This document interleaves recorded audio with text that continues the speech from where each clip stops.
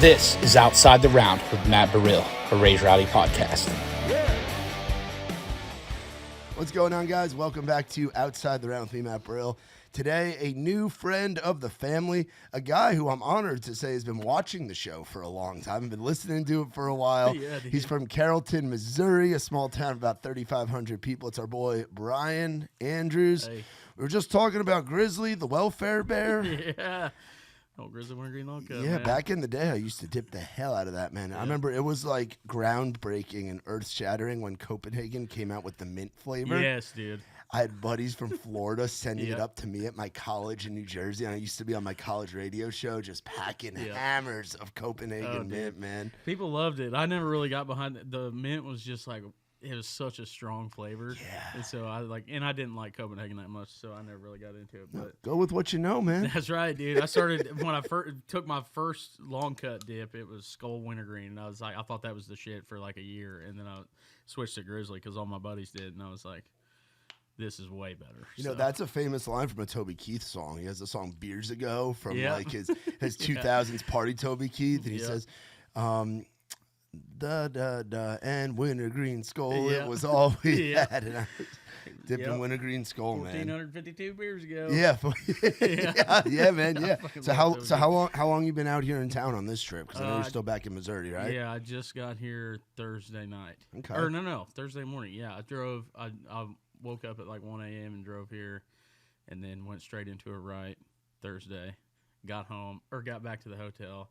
And then I can't remember what I just went to sleep early, and then I woke up the next day to my fucking car window being broke out. Oh, man. I was like, I fucking hate this town. I ain't fucking been here for 24 hours, and my fucking car window's already broke out. What'd you get into over the weekend? Not shit, really. I just hung out. Really? Yeah, caught up on sleep, dude. That fucking and then Friday, we wrote another song. So how long? How often have you been coming out here for trips and stuff? This is like my third or fourth trip. Okay. Yeah, so I've written a couple with Ev, and then let's see, just some other people around town. You know what I mean? Yeah. We've only written probably 3 or 4 songs. Brandon Manley, I write with him. A lot. I know Brandon. Dude, he's such a G, man. He's a good dude. Yeah, he's my buddy. But we're out here till. Next Monday. Oh wow, extended trip. Yeah, so a lot of my buddies are coming from my hometown. Like 4 or 5 of them are coming down on Friday, and we're gonna go to the Chiefs game on Sunday. Oh, nice. Yeah, because they're playing in Tennessee. So with Gardner Minshew at quarterback. Oh, we're so fucking mad, dude. I was watching that yesterday. I was like, you got to be fucking kidding me! Like right before we're about to go play this fucking game, and fucking. We're gonna watch some Minshew Mania, dog. Well, you're old enough to remember when the Chiefs weren't that good, dude. They were bad for as long as anybody, bro. Man, I saw a video of somebody talking about that shit last night. And it's like he was talking about his old man, and he was like, what's this feel like to you? And he said his old man was sick, right after like the 3rd Super Bowl or something like that. And he's like, I just can't believe I lived long enough to see us be this good. Yeah. Because we were fucking awful for so long. Yeah. Dude. I remember when we drafted Jamal Charles and we thought we were going to fucking be good, and then we sucked with him. But he was still like one of the best running backs in the league. Priest Holmes before him. Oh, fuck. He was a G, dude. Yeah. From like the time I was a little kid, he was like the number one guy that I paid attention to as a child. Him and Tony Gonzalez. Yeah, Tony was huge for you guys. Yeah, you guys have always had like 1 or 2 star players, but never like a dynasty. And the last 10 years have just been. Dude, we couldn't put it together. And then like when Trent Green retired, it just went from like. Dude, we had Matt Castle for a little bit, and then we just cycled through so many coaches like Romeo Cornell and Todd Haley and shit like that. After Todd Haley was rough, dude. That was Herm Edwards. We had him for a bit, dude. Like fucking sucked, man. But no, and then watching like Brody Croyle and all that shit, it was just like, are we ever going to be good? And then we got Andy Reid, and there was some fucking spark back, you know. And then we got Alex Smith, and then we started going to the playoffs and winning the division. We were like, what the fuck, man? Like, is this what it could feel like? And then we drafted Patrick Mahomes, and I tell you what, when we drafted him, I was like, why are we fucking drafting Patrick Mahomes? We have Alex Smith. Yeah. And then obviously everything happened, and I was like, fuck. Okay, I'll eat crow for this. Andy Reid knew what he was doing. Yeah, dude. Him and Brett Veach both. I think that, like, Veach didn't specifically draft Mahomes, I don't think, but he was like about to take over as GM. It was the year before, so. But he was Patrick Mahomes' like unsung hero in the organization. He was like, dude, I'm telling you, this guy's good, you know. And everybody, I remember when he got drafted, dude, everybody was like, what the fuck are we doing? You know what I mean? Why him? Yeah. Yeah, and then it worked out for us. Yeah. Other than yesterday, fucking tearing his ACL, dude. It reminds me of the movie The Comeback. You ever seen that? Yeah. He's like ACL tear. Or Yes, whatever. He gets rid of ACL tear, ACL tear, ACL tear. Oh man, that's a classic move, man. What was it like for you growing up in a small town like Carrollton, Missouri? You were welding, right? Yeah. So when I graduated from Carrollton High School, same high school my dad graduated from, and then I went to the same college he went to for a couple years. My dad was a band teacher, so I went to school for music. Actually. Nice. Yeah, that's cool. Ended up dropping out of there because I was doing shit I shouldn't have been doing. Yeah, it happens, bro.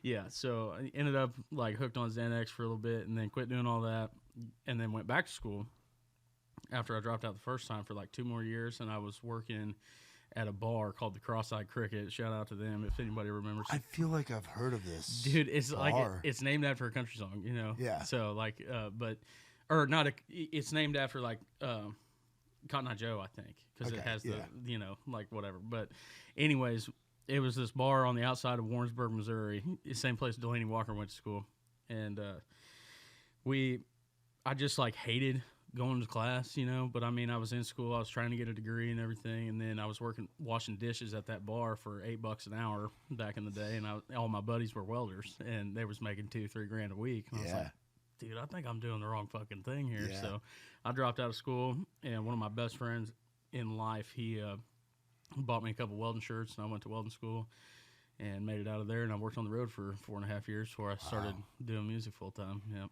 You know, who's another kid from Missouri that started out as a welder? I don't know if you know him, Tyler Nance. Yep. It's another one that spent time. We went to the same welding school. Really? Yeah, I was a little bit before him, but yeah. Because he spent time living in like South Dakota and Iowa and Indiana and getting sent to different places. It's just such a unique lifestyle of jobs being on the road, and it is crazy, man. I wouldn't trade it for anything, you know, but because it taught me so much, you know, especially about writing songs and shit, you know, because I had to learn how to do it myself, you know, kind of like Tyler did, you know. Yeah. So it was nice to get all that experience and everything, but you know, when I started I downloaded TikTok as a fucking, you know, like I wanted to do it because all my buddies were doing it or had it, and they were seeing all these funny fucking videos all the time back in 2019. Yeah. I was like, well, fuck, I want to laugh on my fucking lunch break too, you know what I mean? And so I downloaded it, and I started seeing a bunch of other people start posting their, you know, covers or doing music on there, and I was like, dude, I'll write a little bit, you know? So I started posting on there, and it ended up with like 80,000 followers or something like that before I dropped my debut single, Liquor and Pills, and it went fucking... it was like the first week. I dropped it on Christmas Day of 2020. I dropped that song, and it only had like 9,000 streams or something like that. But for me, you know, like I'd never put out a song. So you're like, wait, there's 9,000 people that have listened to this song? Yeah. So I was like, dude, this is fucking sick. And then I posted a video of it getting played on my hometown radio station, KMZU, and fucking that video got 15 million views. It was during the pandemic. Yeah. Right around the time of Dick Down in Dallas. Yep, with Trey. Yeah, no shit. Which we got the platinum plaque sitting right there. It's wild. So like that time, I remember talking to Trey about it, dude. It's just like that time period for musicians was fucking incredible on TikTok because everybody was on their phone, dude. I mean, the whole world was shut down, and like as soon as stuff started popping off for like music and people were on their phones, then it just was crazy for a lot of artists, and I was a part of it. So that's wild, man. Yeah, and rode the independent train till April of this year or June of this year, and then I signed my first development deal with Disruptor. So that's awesome, man. Yeah, it's that's fucking wild, sick, man. dude. It's sick. It's fucking been a wild ride, and I wouldn't trade it for nothing. You know, there's been some hard times and some really great times, but we just go with the flow. Yeah. So. The older I get, when does the shift? Because when people talk about, we don't really get into politics too much on here, but with you coming on, I'm like, I want to get. It's something that you talk about a lot. Yeah. When somebody thinks about someone that says the stuff that you say in that song, they are in their minds envisioning the complete opposite of a guy like you. Yeah, which is, I'm sure mean, people bring that up to you, like you're a guy from small town Missouri, but one, I applaud you for taking the courage to say what you want to say and say what's on your heart and what's on your mind. I may not agree with a whole lot of it, but I can always respect somebody finding a cool artistic way to express their opinion, man. Yeah, man. I think that when you look back on like music of any time period, or like history in any time period, there's always music to go along with that time period. And for me, you know, I've kind of been left-leaning my whole life, which is weird in a small town too, but you know, like there's small town Democrats out there. Yeah. Oh, there are. Yeah. And so, you know, both my folks are left leaning, and my grandfather worked for General Motors for 30 years, and he was a Union Democrat. You know what I mean? So we just I was kind of around it, and then growing up, like around music and stuff, and you know, seeing different perspectives. I think, you know, it's almost like I say, like people in cities, if you're Republican, you're kind of a little bit softer of a Republican than you think you are. Yeah. Just because, dude, you don't, like, in some of these small towns, you don't realize how far red some of these people are, deep red. Like back home, I'm considered a very heavy Republican in a New York suburb. Down here, I'm considered very moderate. Yeah, you know, it fluctuates, but like you said, you got to travel a bunch, so you get to see. I think there's so much power in seeing how other people and other perspective, dude. And dude, to have more perspective and for you to be doing odd jobs, and I'd imagine some of the similar places where Tyler's told me he's done jobs where you're in the middle of nowhere in South Dakota and you're around folks that are living that reservation life. And you're in those small blue collar towns where people are working their asses off and not making anything. Yeah. He let's see, Tyler I think worked in I can't remember if it was Sioux Falls. I think it was outside of Sioux Falls. Yeah, just outside of Sioux Falls. I was about a couple hours straight into South Dakota, next to the pier, kind of. So. Oh, wow. So you were in there. Yeah, dude. The town we stayed in had, like, it was a population of, like, 86. Wow. So, but, I mean, I was around that shit my whole life, so, it didn't bother me none. But, like, yeah, I mean, that's what I'm saying about, like, politics and stuff like that. I mean, I think I come across a little brazen online, you know, in social media and stuff like that. And, I mean, to me, there was a point for that, you know. So I don't regret the way I came across or the way I said things, but I do think that it's a little, like, I think a lot of people, even in my hometown, you know, have kind of labeled me as this fucking radical leftist, and I'm like, dude, I do every fucking thing that you do. Yeah. You know what I mean? Like, especially in these small towns, you know, you grow up fucking riding ATVs, going trail riding, fucking drinking beer on the weekends around a fire with your buddies, you know, like just doing hunting, fishing, you know, like fucking my family owns ground too, you know what I mean? So, like, it's just crazy that to see like it's not the switch up even. It's like, dude, you'll see like people say like, oh, he sold out or whatever the fuck, or they'll be like, oh, he forgot where he came from. It's like, dude, I do the same shit that you do every day. Like, I still live in my hometown for one. Yeah. Like, I haven't fucking packed my shit and moved to Nashville anytime soon, and I'm not going to. Yeah. I was raised in that town. God willing, I'll die in that town, and I'll be buried in that motherfucker too. Yeah. Amen. So. Amen to that, dude. What prompted you to go from like Liquor and Pills and some of the songs that you had put out previously? What was the turning point for wanting to put out a song like The Older I Get? Because I feel like you had touched upon it in some of the earlier catalog, but you really dove more into it. What led you to really jump off the high dive and tell people how you feel?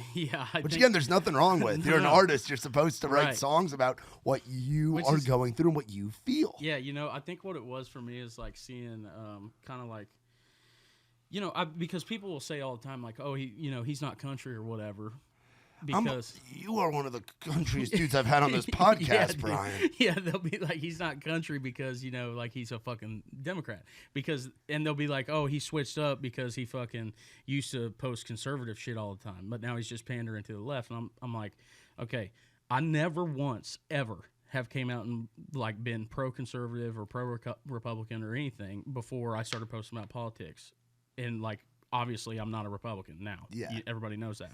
But I never once did that shit. I just posted about how I live. Country stuff like hunting, fishing. Trucks. Fucking, doing stupid shit like we all do in small towns. Yeah. And people associate that stuff with being a Republican and being a conservative. So they think that, you know, since now I'm saying this stuff, they're like, oh, he fucking is just pandering to the left. And I'm like, not really, dog. No. I just do the same shit you do. Yeah. You know, and now you feel duped or whatever. Yeah, it's just like if someone like people freak out when they see a minority or first generation American, like an immigrant, that is pro-Trump. They're allowed to allowed to side whichever side they want to, but they assume if it's like it's a Latina first generation immigrant and she's pro-Trump, like, oh, she's faking it. It's like, no, you're a country ass dude from small town Missouri, but there's a reason why growing up our parents always told us, like, when you meet new people, you're at a dinner party, you don't talk about religion and you don't talk about politics. And I feel like social media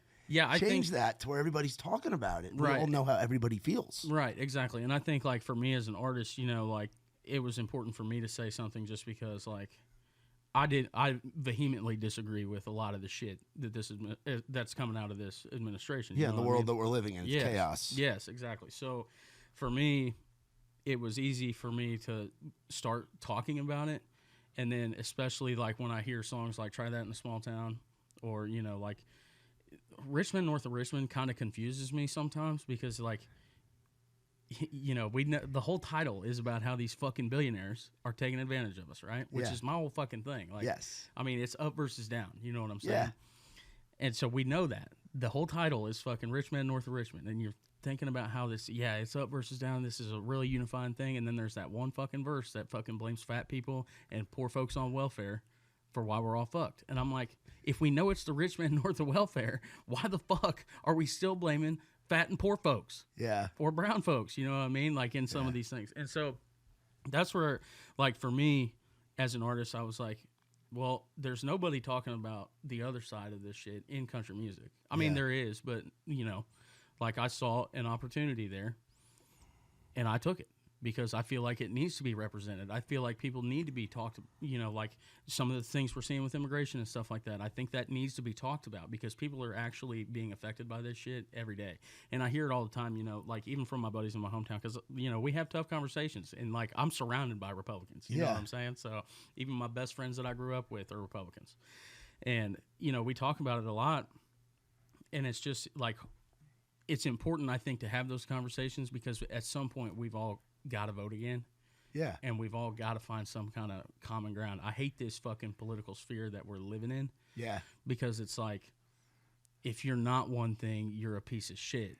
And, like, my thing is like, I don't care. I don't think you're a piece of shit if you're a Republican, dude. I don't think you're a piece of shit for wanting secure borders. Yeah. I think you start becoming a piece of shit when you advocate and laugh when people are thrown into a fucking concentration camp or when people are fucking arrested outside of courthouses trying to come here the right way like everybody wants. You know what I mean? So I think there's commonality there for most people because a lot of people don't want to, like, especially in country music, a lot of people don't, like, in today's country music, it's either, you know, it's like if you don't like it here, get the fuck out. You know, you see Nate Smith post a fucking video in response to Zach Bryan's fucking 10-second line of that song that got leaked talking about ICE. And you see Nate Smith post a reaction video talking about if you're not for America's values or whatever, then get the fuck out of our genre.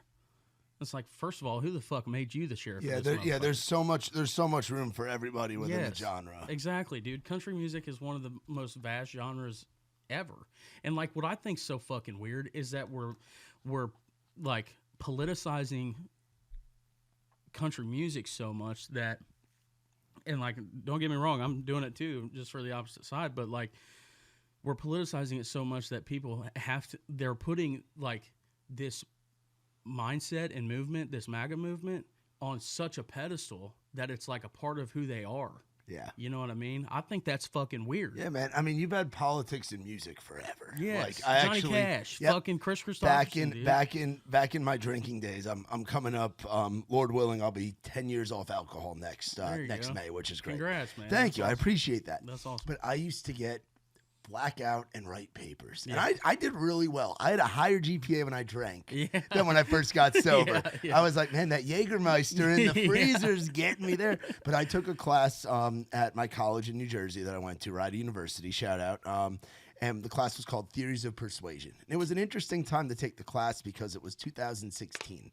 So it was right as the first Trump administration was coming in, and you saw, like, the power of ad hominems and memes and just tossing the ball up and letting the consumer finish the sentence, you know? Dude. But one of the papers that I wrote was the history of, like, music with Theories of Persuasion. And you look at on the side that you're conveying, on the leftist side, as people Yeah. say, or on the side that leans more liberal or Yeah. socially advocate and things like that.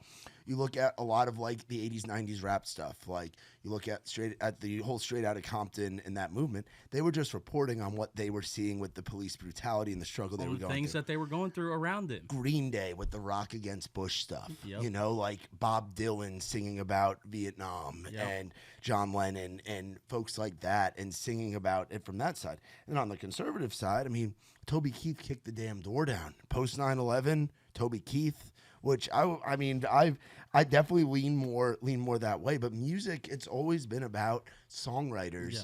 reporting on what they see around them Yep. and what they're feeling internally. Yep. And you're just writing about the world that you're seeing from your perspective, bro. And Yep. there's nothing wrong with that. And again, I might not agree with what you say, but I'm never gonna try to take away your right to say it. Yeah, yeah. You know? Exactly, dude. And I think So important. I agree. I think that, like, you know, getting like a platform to speak in some of these podcasts, you know, like that you normally wouldn't see a left-leaning person on. Yeah, dude. You know, like For me, it that- doesn't matter which way you lean. I like your fucking music. Yeah. You're a good dude. You're working hard. You're putting out good music. appreciate People that. are resonating with it, and you're a part of the genre. You're a part of the Yeah. country music family.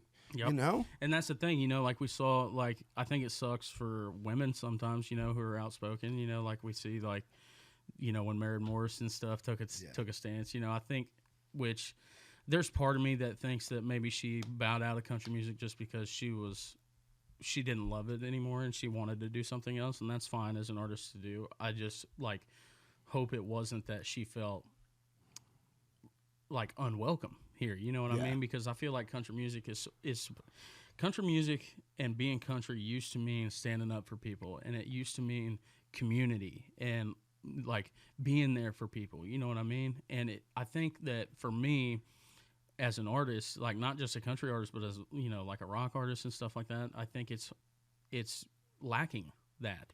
You know, and I think there's a little, you know, like you said, with Toby Keith busting the door down for like that red, white, and blue, like red-blooded, deep South Republican fan. And that was you look at how rallied we were as a country coming post 9/11, dude, coming out of that. Sometimes it takes tragedy for that stuff to happen. You look at post Pearl Harbor and the way that America was in the 1940s. Right. And I think with like that's why I think Toby Keith is one of the greatest country artists of all time, because he played such an important role in like unification, you know, for that time period. Like, dude, I'm a fucking giant Toby Keith fan. Yeah. You know what I mean? Like, But you're not a Bush guy. Exactly. You know, you might not agree with some of those decisions, but you can still appreciate and be a fan of that artist. Yeah, dude. And I think that like these like that music was a lot more centrist, I think, than most people think it was. You know what I'm saying? Like we've got this mindset where like if you are left, you're this radical fucking piece of shit leftist.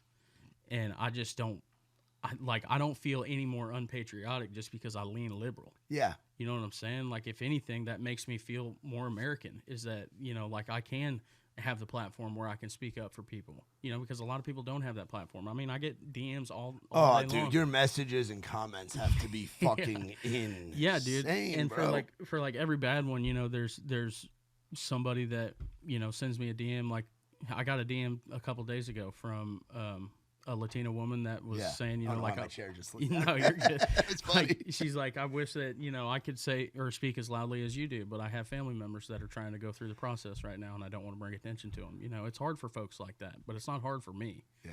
You know what I mean? And like just as an artist, I wanted people to know where I stood, because, and I got this from Jason Aldean. He fucking said in a Dax Shepard interview that he did on that podcast, where he was like, you know, I'm going to say whatever I want to say, and they're going to take it how they're going to take it, and I'm not going to let anybody sway me. Fuck yeah, I can do the same thing then. Yeah. You know what I mean? Like and I just felt like that side, especially from small towns, was being misrepresented. You know, and I think a lot of people came at me real hard because I came at Christians real hard, you know, and they immediately were turned off by that. But I think there's when you see hypocrisy, and I think it speaks to like religion as a whole, Yeah. where there's a lot of that, and obviously in small towns, religion plays a huge role because it's that sense of fellowship and community, and that's what it's supposed to be. Exactly. It's not supposed to be the I'm better than you because I'm sitting in this pew and you're stumbling in a little hungover coming in. Yeah, or sitting like in the don't back. even believe, man. Like Yeah. that's the thing. Like I hate that it's a saying even, but there's validity to it, or people wouldn't say it so much. But people say fucking there ain't no hate like Christian love. Yeah. That sucks. As a Christian myself to hear, like Yeah. I fucking hate hearing people say that because it makes me think that when they think of Christians, they think of hate. Yeah. And we're not supposed to be represented by that. And I think that you see like a lot of these like deep red pill guys, you know, that are fucking doing whatever they're doing and speaking online and stuff, saying what they're saying. It's like, how can you? Christianity was never supposed to be used as a weapon against the weak. It was supposed to be used as a shield for the weak. It's not exclusive, it's inclusive. Exactly, and that's the thing. It was never supposed to be that. And that they talk shit like, you know, you hear people say all the time, "Oh, he's a fucking soy boy leftist." Like, okay, fuck you. I don't care. You say what you want to say, but I know this: Jesus Christ didn't show his masculinity and strength through oppression. Yeah. He showed it through love, compassion, and empathy. Yeah. You know what I mean? So I'm not saying that I'm Christ-like in every way. I'm just saying I'm trying to get there, and this is my way to get there. You know what I'm saying? And I think that, you know, when I see, it's just like you said, the hypocrisy. I put out a song called "The Older I Get," where I write a line that says, "The older I get, I wish Christians tried to be a little bit more like Jesus, but I guess all them poor and sick kids just can't buy that house of white." That's in specific reference to people calling me whatever they want to fucking call me and say whatever they want to say about me, but then watching the president of the United States that they love to support put his name on a fucking Bible. Yeah. You know what I'm saying? So like I think it was, for me, it was much less of a like, I know I'm not going to change your mind overnight or with one song or whatever the fuck. I just want to give you an alternate perspective, you know, because like I'm seeing the alternate perspective every fucking day. Yeah. Especially like in my hometown online because I'm in country music, dude. Yeah. You know what I'm saying? So like everything I do is surrounded in a Republican space. And I don't have any problem with that. You know, like I grew up around Republicans and stuff. I can live in these spaces too. Yeah. You know, and that's where I started talking about that stuff and started writing about it because, I mean, and I'm not done writing about it neither. No, man. And there's the power of the dialogue is what's needed. What's needed. And I think that's something with, I mean, I wasn't like a huge like Charlie Kirk guy or follower, but I respected what he was doing with trying to talk, like giving that. I think more people from one side and the other need to sit down and talk like have this conversations, and just have discourse. Now, were a lot of the clips that were posted definitely a little much and a little propagandist? Yeah. Absolutely. But I think that we're all better when all the flavors of ice cream are available. Yeah. Look. And we can try a little bit of everything, and then you see what you like, and you don't. It's stupid to just put somebody down without hearing them out first. Yeah. You know? Exactly, man. And I think that, you know, we all come from different walks of life. Yeah, man. And we all have a different perspective. And I think that what's missing is that we don't look, especially in small towns, is we don't look at an alternate experience because we never see it. Yeah. You know what I'm saying? Like I think that's how you get these super far right Republicans, and then how you also get these super far left Democrats in cities and stuff is because they just don't. They're not exposed to it. Yeah. You know what I'm saying? So like, you know, somebody who's a farmer in a small town who grew up in an ultra conservative family is not going to overnight change their mind just because they watched one headline or saw one headline or whatever, you know. And like, to be honest with you, a lot of farmers in small towns don't even really get on their cell phone. And if they have a cell phone, most of the time it's a flip phone. You know what I'm saying? Yeah. Like, I know guys that are 40 years old with flip phones still. Yeah. You know what I'm saying? So it's not like these people are, and they go to work from literally dark to dark. So they're not getting online and researching, who they should vote for and being interested in it and, stuff like that. Yeah, And they go to the co-op, they go to church, they go to the same Waffle House or small town diner, and they're surrounded by their family and those close to them, and that's it. Exactly. So they're going to vote red, because that's just what they know. Or they're going to vote blue because that's how they came up in that family, Exactly. So I think, like, it's important for people to speak openly, and, like, especially for artists to, I hear that, like, I don't want to hold it against anybody that doesn't want to talk about politics, artists or whatever, and, like, kind of put where they are out there for people. But I think that, like,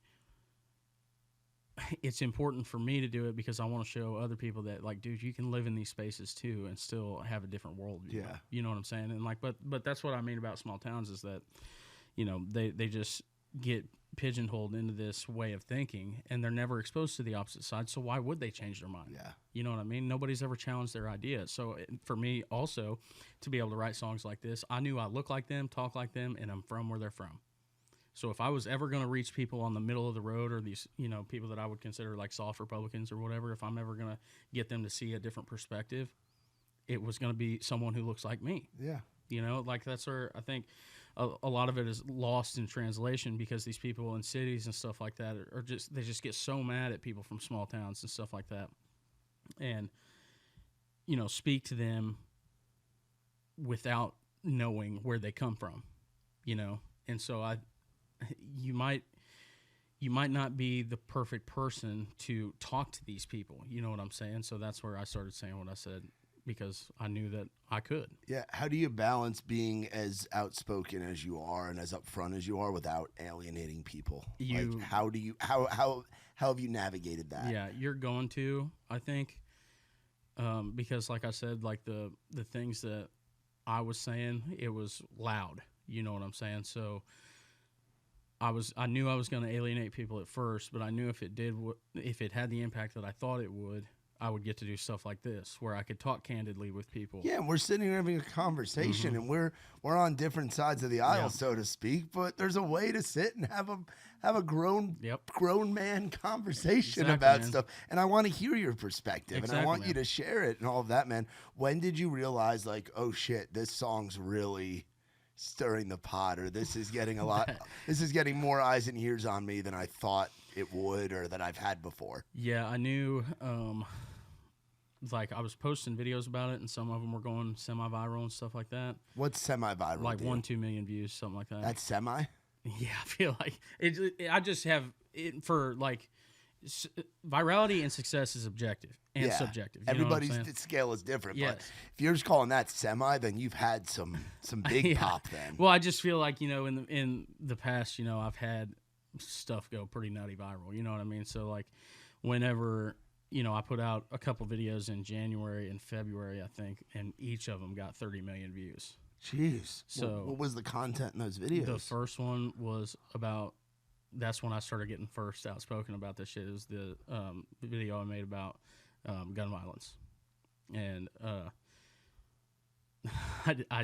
the line is that I used in that video that I think stuck with people is it was right after the United Healthcare CEO got shot. Yeah. And I wasn't trying to make light of that in any way, and I'm definitely not trying to make light of, school shootings or anything like that. But my main point was I bet if more health insurance or whatever big corporation CEOs got shot in this country, they would do something then. But it doesn't matter how many kids are getting fucking killed. Yeah. They're just getting fucking mowed down, and all we can say is thoughts and prayers. Yeah. And like I don't think that's bad. I don't think it's bad to offer thoughts and prayers to people. What I do think is bad, like referencing the Bible. In James, it says faith without works is dead. So if we see things that are happening and we don't do a fucking thing about them, but we say, I'll pray for you. Isn't that the same as saying it's fucking dead? Yeah. And like, I'm not saying that I'm a gun owner. Yeah. You know what I'm saying? Like I live in spaces where I've owned guns my whole fucking life. I hunt pretty much every fucking day of rifle season, in Missouri. And I would never advocate for the total confiscation of firearms. But there's not a class or a license or an obstacle that I wouldn't go through if it meant saving one child. Yeah. You know, and then on the flip side, you know, advocating for putting funding towards schools to help with kids who struggle with mental health issues. But we don't give a fuck about mental health in this country, and I can prove it. We got homeless vets everywhere. Yeah. Yeah. Like the people that we put on a pedestal of loving the troops and loving the vets, and meanwhile we have homeless folks. Exactly. It's insane. It's insane to me. So, like, you know, back to the virality thing, you know, like I knew that some of the things I said were going to be polarizing, and I knew that they would catch some eyeballs, especially from people on the right, you know, because if I said something bad about Christians while looking like one, I knew they would watch. You know what I'm saying? Even if they were getting ready to leave a mean comment, they were going to watch it. So, or disagree with what I had to say, they were going to watch what I had to say and listen to that song, and maybe it might have an impact. You know what I'm saying? And then when I posted the crash out video, that's when it went nuts viral. On TikTok, it only got like 1.7 million, and on Instagram, it got like 9 million. That was my most viral Instagram reel of like that I've ever had. And then you just started seeing people fucking sharing it and everything. And then I'm curious because I have not dove into. I'll be honest, I don't get on TikTok much. I need to be better about it because our Raise Rowdy account's slacking big time in it. TikTok is, I feel like, dying. It's not what it was. Not back in 2020. It's not what it was. I mean, you saw I was Trey's right hand for fucking 4 years. Yep. Like I remember when it was going. Yeah, dude. When it was just so, it felt so like so much like community. Yes. You know what I mean? Like it felt like people were there to see people fucking win. Yeah. So you do as many talking like personality videos as you do like your music. Mm-hmm. So you use it as both a broadcasting platform for your music and your thoughts as a figure in the country space that leans left. Yep.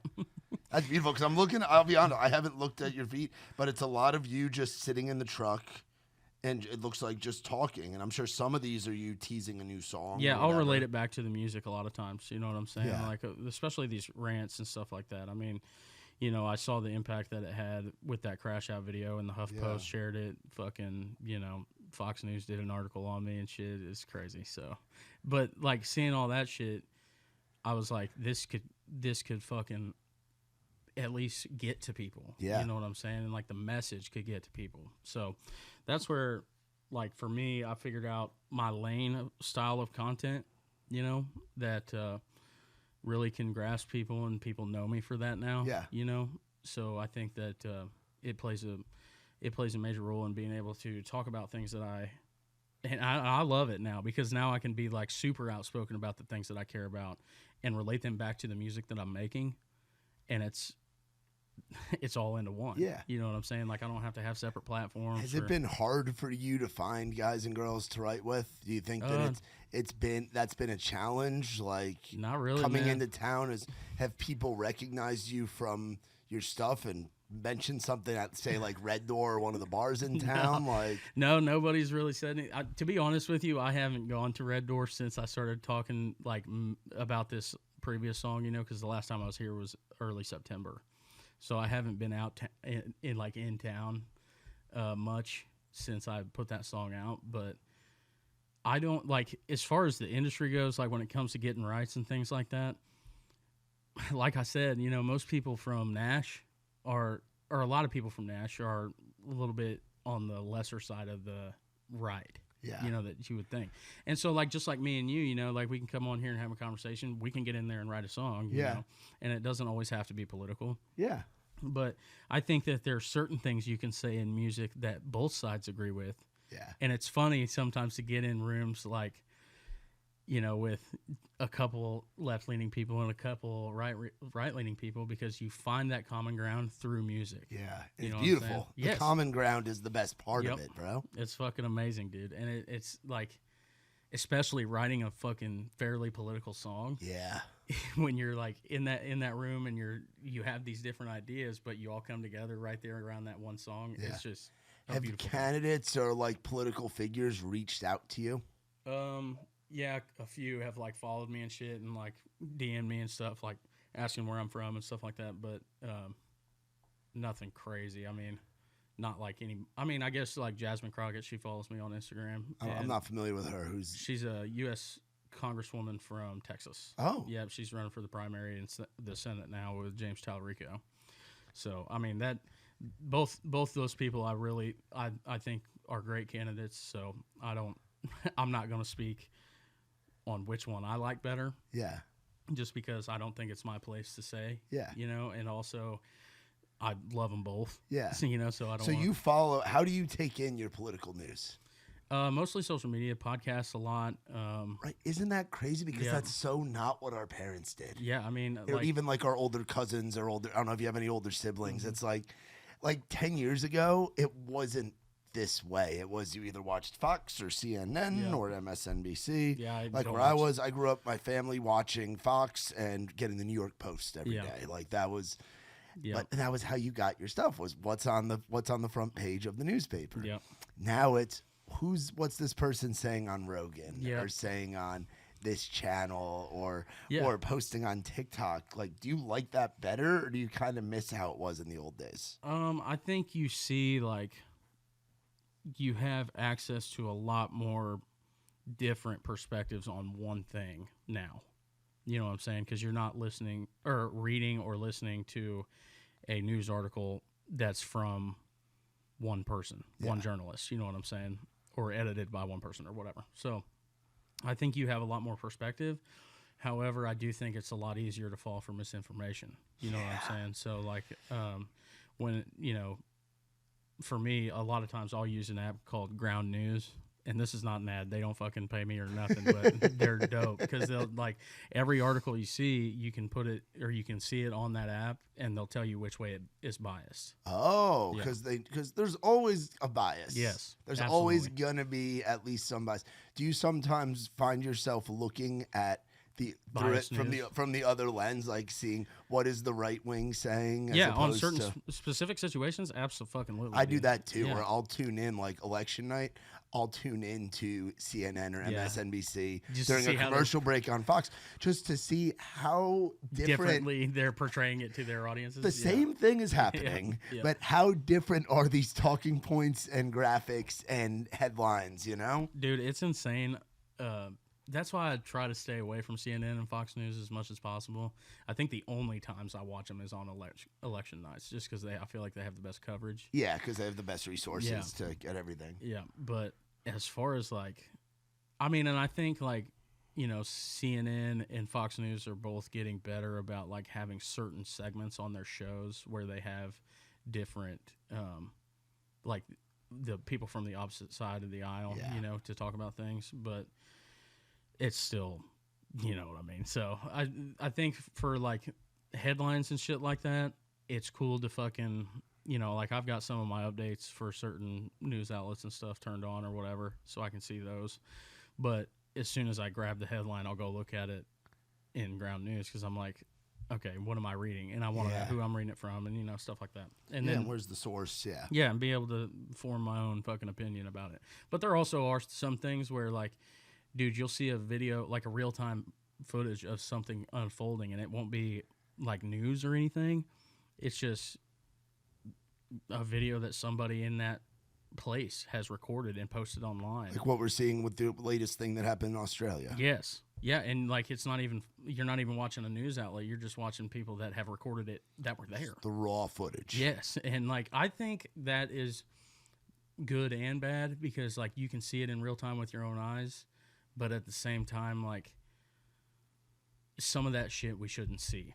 Yeah.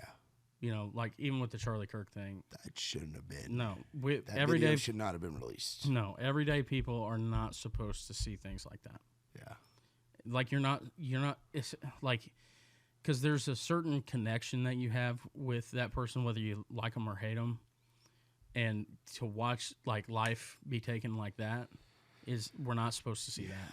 You know what I mean? Yeah. And like there's specific situations in your everyday life where you're gonna like be there when somebody passes away or something like that. But that was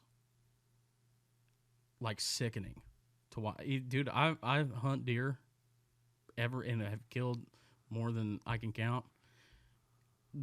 I've never been sick to my stomach as much as I did watching that video, and we are not supposed to see stuff like that. Yeah, I agree, man. Now, getting off the politics and getting back to the music. Yeah. Thank you for opening up and talking about all that shit, by the way, man. Another song that you had put out earlier this year, Blue, which is one that, because you're 29, right? Yeah. So I'm 30. We're right about that same age. Yeah. We've all grown up in the iPhone text bubble era, and when you get a green message sent, it's like they either blocked or they switched to an Android, and they probably didn't switch to an Android, man. But talk about that song and what went into that. Yeah, I think that was just about. I had actually wrote that song a couple years ago, and I had just got fucked around on by a girl that I. The worst, bro. The worst. Fuck. But everybody goes through it, guys and girls. Yeah, exactly. And it's like we weren't even like, that girl. We weren't even like, like real into it or anything. It's just like that one feeling of betrayal or whatever that you can't get because like it's so common, that like, and it happens so often that you're like, fuck, how many times is this gonna fucking happen? So I sat down and I wrote that song, and it came at a time where I hadn't written a song in like 6 months. I mean, I was fucking starting to feel pretty down about that, you know what I mean? And like shit was just kind of slow and stuff like that. So when I wrote the song, it was 2 years ago, and I wrote the first verse that. And then the chorus where it's like, hope it turns green instead of blue. Yeah. And I got that idea because I was like, I wish I could fucking block you. You know what I mean? Because like I just kept going back over there. And I was like, I wish I could just fucking get you out of my life. You know what I mean? And then as soon as I wrote that song, I finished it and I was like, I'm so back. You know what I mean? Yeah. And so I sat on the song for a little bit because I sent it to a couple people, and the response wasn't like in my personal life, and the response wasn't what I thought it would be. Nobody like talked shit on it, but it wasn't like, great. It's like, oh, this isn't a fucking banger, So I was like, whatever. And then when I started talking to Disruptor, I went to Los Angeles the first time and was in a room with. What is Los Angeles? Like, quick dude. sidebar. Yeah, fucking. I mean, I love it, dude. I fucking love LA. I think people have this like real deep misconception about like, LA is this like liberal fucking place that you can't go anywhere without, having leftist ideology shoved down your throat. And I didn't feel that way at all, and I'm from a small town and I relatively don't like big cities. Like I fucking most of the time cannot stand Nashville. Yeah. You know what I'm saying? But when I went to LA, it was just, it's for one, it's always fucking sunny there, and you just feel good. It's hard to have a bad day when the sun's out. Yes, dude.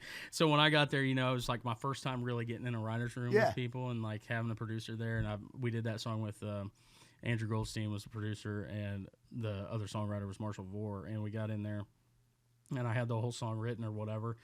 And I just got off the plane, went to this guy's house, went to Andrew's house, and he was like, all right, so what do you guys want to write about today? And I was like, I don't care, and I knew I had that song in the back of my mind because I've got a bunch, that I never finished or whatever. And I was like, hey, can I just play you this song? And if you don't like it, it's whatever. We don't have to do it or whatever, but like I'll just play it for you. And if you like it, we can roll with it. And I played it, and he was like, we have to fucking write that. So I was like, yeah, hell yeah. And we didn't end up changing anything besides like we got rid of the bridge and changed the second verse. And then the song was basically fucking done. Nice. And like it was fucking 6 o'clock, I think, in the afternoon when I got done.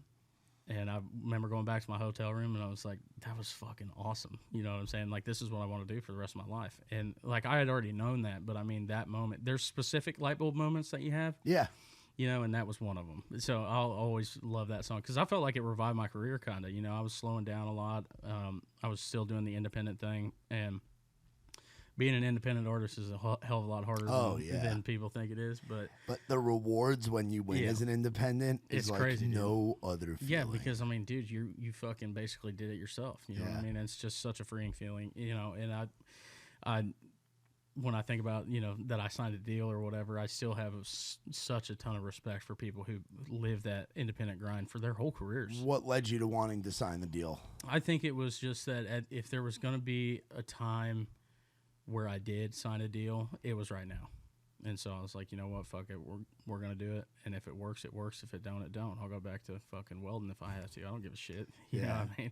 So, but it's worked out great so far. I mean, obviously it's been fucking incredible. And, getting to write with so many different people. I think we've got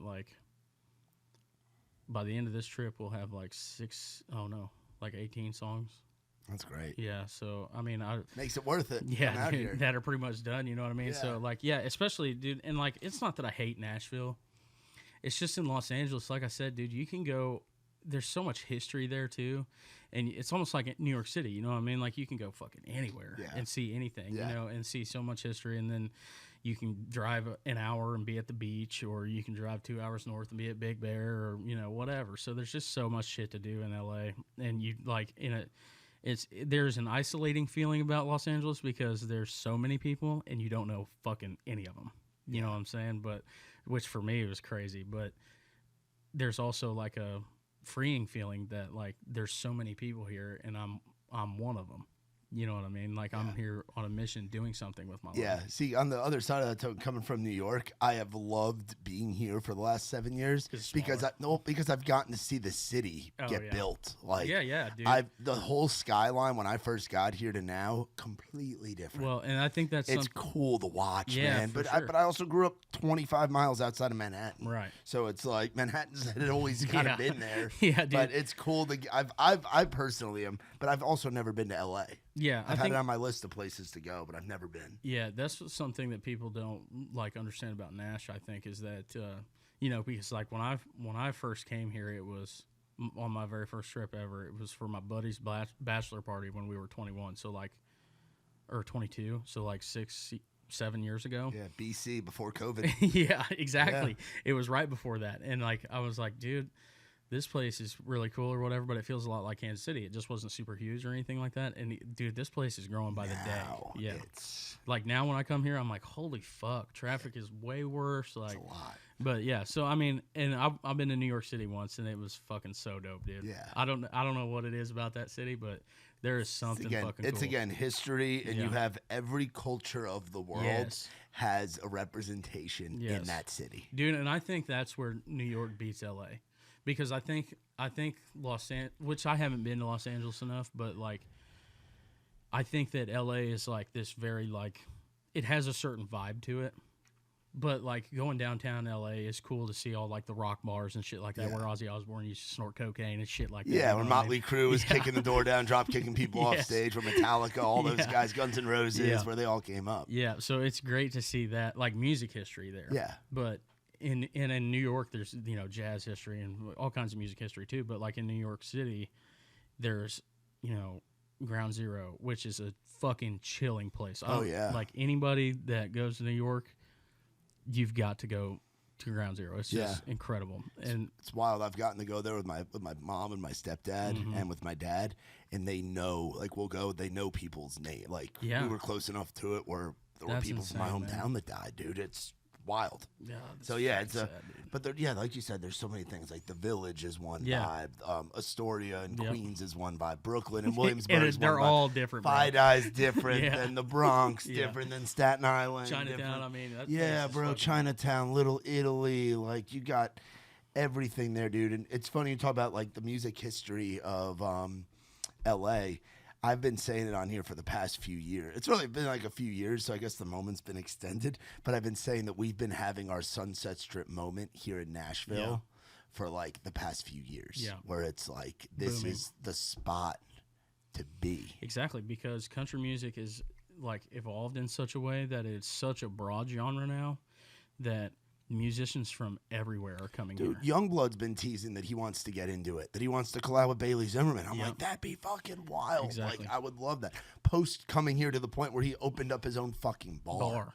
Yeah. Like, I mean, you're seeing it just transcend genres. Yeah, Sabrina Carpenter, who's selling out stadiums and arenas all over the world, says, I want to play at the Grand Ole Opry. Yep. She's one of the biggest pop stars in our generation. Which, dude, like, I think that's such a cool fucking thing. I love it. Yeah. I love it. I want there to be as big a light on our genre. Now, will there always be that indie and that underground and that gritty side to it? Yes. There's so many subgenres of country music to where there still will be that like part of the scene that isn't the cool thing that folks that are really in it like us appreciate, But I want people to get their chances and sell tickets and make money doing what they're doing. It's cool. That's absolutely, dude. I think that there's like something super fucking admirable about all the artists who come through here, and not even just come through here, but like make that style of music that maybe it's not even just that style of music, but just music that fucking,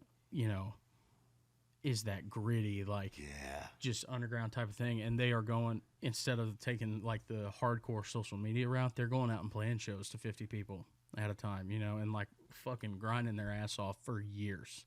You know what I mean? There is a respect to that I think every artist has to have. Yeah, man. And so for me, I think that's great. And what frustrates me sometimes though is like when somebody will come up to me and they'll be like, "Oh, he's just a fucking TikTok artist." Especially in the industry, they'll be like, "Oh, he's a TikTok artist or whatever," blah blah blah. And they'll be like, "Oh, he didn't come here and pay his dues and play in Nashville for fucking $25 and a fucking free parking spot or a free dinner or a free beer or something like that." You're right. I didn't come here and pay my dues playing Riders Rounds and stuff like that. Yeah. I was paying my fucking dues welding pipe. Yeah. Everybody's path is different. Now, have you gotten to do a lot of shows, or is that kind of the next thing that you want to get into? Yeah, that's the fucking next step, is really fucking honing in on getting like my live presence going, because that's the hard part. There's so many ways to get there. So many guys like Trey came up playing shows in Birmingham. That's how Dick Down Dallas came to be. Nobody's ever been doing music for 10 years. Nobody's ever given a shit. Let's put this song out. And but he had the reps to when the moment happened. Trey's live show at that time, he was ready for it. I'd put it up against anybody. Muscadine Bloodline, who I came up with as well, years playing shows. But then you watch guys, and I'm good friends with a guy like Bailey. And I remember when Bailey was starting out, it was rough. I love Bailey. It was rough. It was rough. He had never played a show before. Was getting thrown in the rooms full of thousands of people. Tyler selling tickets right now, and it's you have to learn how to do that. But now it used to be you have to break an artist through the road and through radio and through this.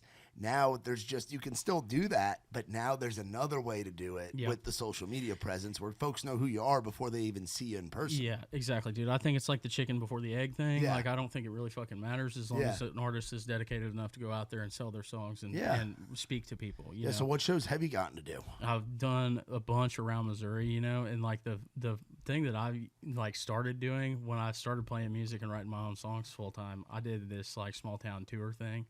When back in 2019 when I first started, and we just went around I think it was 10 or 11 cities, and just raised money for St. Jude, and we just sat there for 3 hours playing guitar and singing songs and shit like that, and then getting to move into some of the space where I'm playing some of these bigger venues around KC and stuff like that, close to where I'm from. Yeah, and going to Iowa City and stuff like that, and playing shows there in these cities, but surrounded by small towns, you know what I'm saying, where people can actually come, where it's a hub where they can get to it.